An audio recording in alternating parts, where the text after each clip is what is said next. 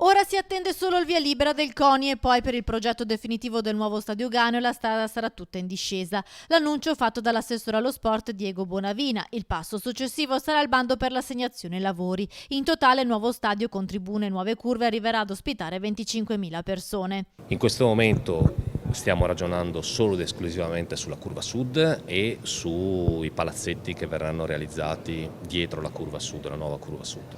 Posso anticipare, perché ormai il progetto definitivo è agli atti, quindi diciamo che posso anticipare che la capienza sarà di 3.300 posti, che possono variare 50 in più, 50 in meno nel momento stesso in cui verrà fatto il progetto esecutivo sulla base delle vie di fuga, della grandezza delle vie di fuga che dovranno essere realizzate nella curva stessa. Il restyling attualmente riguarda le curve e tutto dovrebbe essere concluso per l'inizio della stagione sportiva 2021-2022. Poi ecco il sogno ambizioso per una futura sistemazione anche delle tribune. È stato presentato un progetto definitivo anche per quanto riguarda le tribune.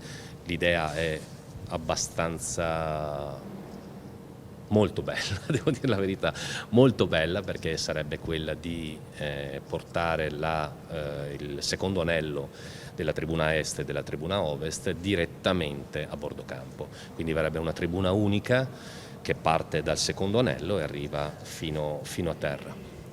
Rimane nei sogni, rimane un progetto, deve essere chiaro che non esiste nel 2020 un'amministrazione comunale che investa soldi su uno stadio, tra l'altro onestamente vecchio. Io credo che la riqualificazione sia importante, abbiamo avuto la bravura e la fortuna di aver portato a casa un contributo a fondo perduto di 2 milioni di euro, da quello siamo partiti per un inizio di restyling.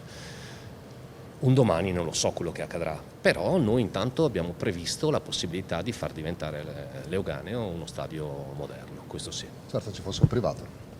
Ci deve essere un privato e chi lo sa, magari potrebbe essere l'attuale proprietà, potrebbe essere, non lo so, una proprietà più avanti, non lo so, magari saremo vecchi, ma la possibilità ci sarà e noi l'abbiamo messa sul tavolo, vediamo quello che sarà.